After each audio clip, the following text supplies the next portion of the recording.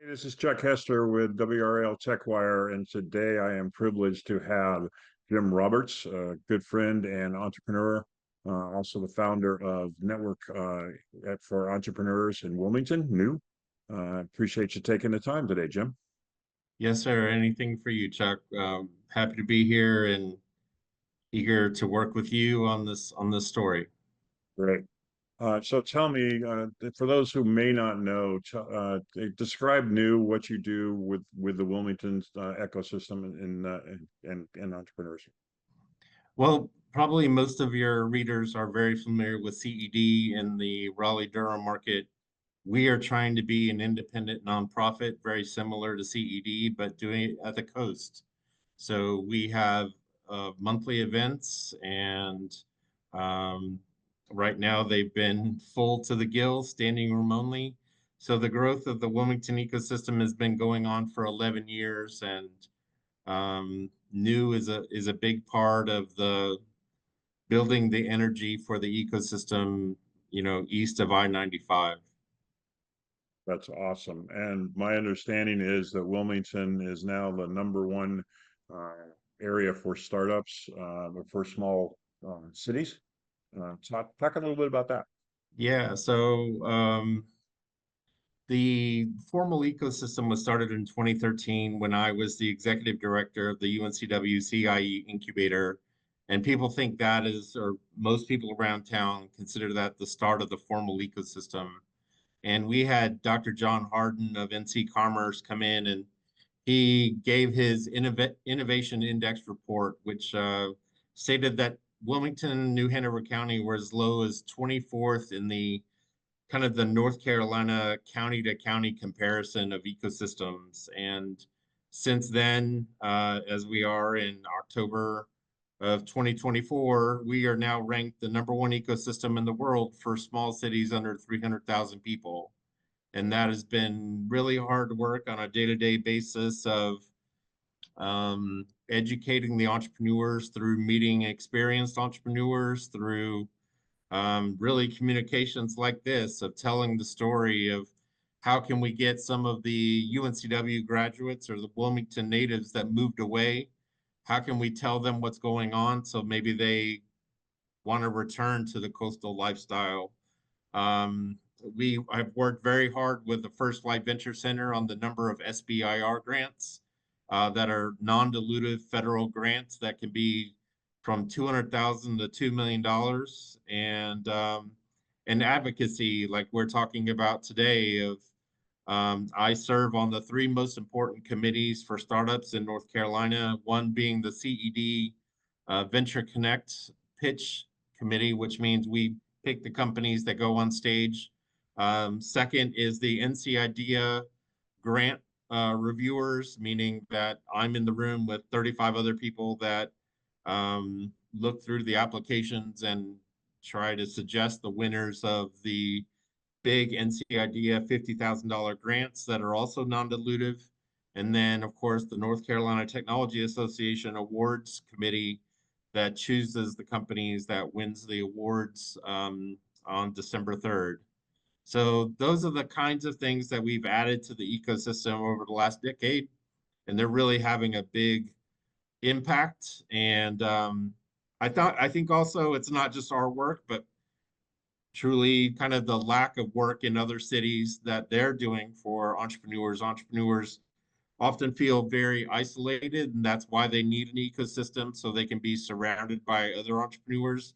So not only we moving up, but other cities aren't really doing much for their entrepreneurs. And the more stories we tell about our entrepreneurs that gets in the media, you never know where the next entrepreneur is going to move in from. We've had some entrepreneurs move from Colorado, from Ohio, and it's an exciting time as the story of Wilmington gets out. We were recently ranked, I think, the number 7 city for job growth and salary growth in the United States, and only 3 or 4 spots behind Raleigh. And that's something that's never been said in Wilmington before. So we're very proud of these, rankings that we're making, but we're still very focused on improving every day. Absolutely. And you mentioned NC Tech. The awards are coming up on December 3rd, and you have two different organizations that are in the top startups to watch, tech startups to watch, Nareem and Artemis, and we are doing profiles on them as well. So glad to see that is all occurring. Jim, I mentioned it to you previously, but in March of 2024, you wrote a TechWire article in regards to Wilmington and what was going on with them. The frozen venture capital industry of 2023 is starting to thaw with the warming weather and recent funding announcements for opioid and several others. Signal a good start to the year for the Wilmington startups. It sounds like, and correct me if I'm wrong, but it sounds like that prediction in March is coming to fruition in October. Yeah, it's an interesting time. We actually have three new funding sources at the coast. I think I think investors are a little weary of what's going to happen in the election and nationwide. And I think um, the IPO market has been frozen, so the investors can't get their money out of previous investments, so they can reinvest their money. And I think there's some thinking of there's a problem with the mergers and acquisitions because there's many times there's mergers and acquisitions before a company goes public.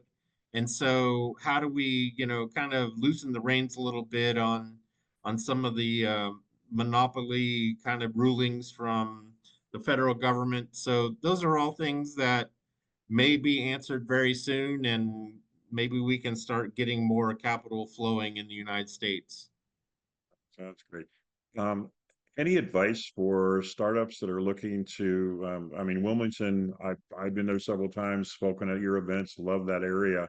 Any advice for startups that are looking to potentially come to Wilmington? Talk a little bit about that. Yeah, we have monthly events. We have a great newsletter. You can read the Wilmington Business Journal. You can read WRAL TechWire and really get a sense for what's going on. Personally, I'm very active on LinkedIn, giving updates on momentum, on some news that's coming out of the area. There's also the Wilmington Small Business Coalition has a website that you can reach out to and take a look at the various resources. I believe there's 14 organizations within the coalition, and I'm one of them.